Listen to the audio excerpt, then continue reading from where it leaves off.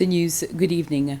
The two men suspected of plotting to blow up the Canton-Smail petrol station have been remanded in police custody until the 11th of August. They reappeared in court this morning. The two suspects were arrested in La Misère on the night of 28th June with materials used to make explosives. The materials were found in the vehicle they were in, and according to the evidence gathered by the police intelligence, the two suspects were plotting to blow up the Canton-Smail petrol station.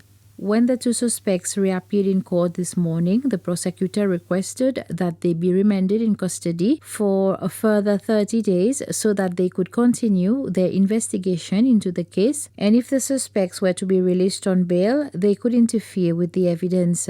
The prosecution thinks that there are more suspects involved in the case who are still at large.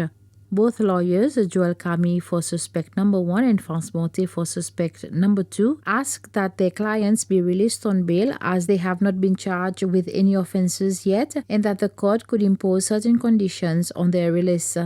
When giving his ruling on the matter, Judge Ronnie Govindan said that because of the complexity of the case, there is substantial evidence that if they are released, the two suspects might tamper with evidence, and it is evident that the prosecution needs more time to carry out their investigations and bring forward a case under the Protection Against Terrorism Act 2004. Therefore, he ordered that the two suspects would remain in custody until 11th August, when they will reappear before the court. The chairman of the Finance and Public Accounts Committee in the National Assembly, Sébastien Pillet, says that he is very disappointed that the inquiry in the operations of Air Seychelles that was scheduled for tomorrow, the 15th of July, has been postponed. He stated that this was due to the fact that the LDS majority on the FPAC voted for the postponement of the inquiry. I was informed by members from the LDS caucus that they had some concerns, some stemming from the Minister of Transport. And given that this wasn't a resolution of the House, the members had to propose a resolution in committee, which they did, and the resolution was passed 4-3. The LDS caucus voted in favor, and the US caucus voted to have the hearing on tomorrow. But given that it's now a committee decision, we've had to decide now not to move with the hearing tomorrow, and we'll have to wait for a later date. And I am concerned that the decision came at a time when we had already given enough intent that we were going to have the hearing. So the Minister for Transport knew it, the Minister for Finance knew it, but no one had contacted us to say that this issue was going to impact on the IMF negotiations. And I think 2.5 billion rupees over a 2-year period is something very important and very material to what the country is going through now. The National Assembly has approved a bill that is proposing amendments to the country's laws. It is amending the Statutes Law Revision Act. Presenting the bill, designated Minister Jean-François Ferrari says this is the first of a series of bills that falls under a project to revise all the laws of the country. The aim is to modernize them. The project started in January this year and is expected to end in December 2022.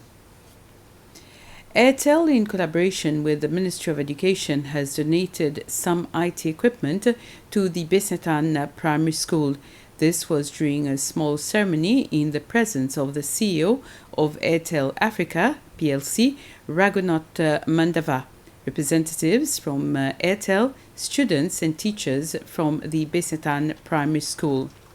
The Minister for Education, Dr. Justin Valentin, says that this donation will not benefit only the students from this school, but also other students who will be going to do their studies on Mahé. Our idea is to bring learning closer to the Prague community. In principle, there are many students who would like to come to Mahé, or many adults, of course, would like to come to Mahé to study. But the cost of traveling, let's say to attend one session a day per week on Mahé, is becoming more and more costly. So the idea is to have this center on Prague so that students or anybody who would like to perhaps follow a course on Mahe would remain on Prale and carry on with the program. So therefore, this venture is also in partnership with the University of Seychelles, who in future will be designing programs specifically for this center. So this is why I call it's a very ambitious project between Airtel and the Ministry of Education. Okay, so why did you choose a Besetan Primary School? No, because the location is good. Because ultimately, we will also, welcome people from La Digue, and it's quite easier to access Besetan as opposed to Gantos. I think the second aim of this project also is for the school, because the Besetan school is hosting this project, is hosting the classroom. Therefore, we would like them as well to benefit, the student from the school, to benefit from whatever we are proposing. And with this, we end this news summary. We'll be back at 8 for the news in Creole. Have a very pleasant evening.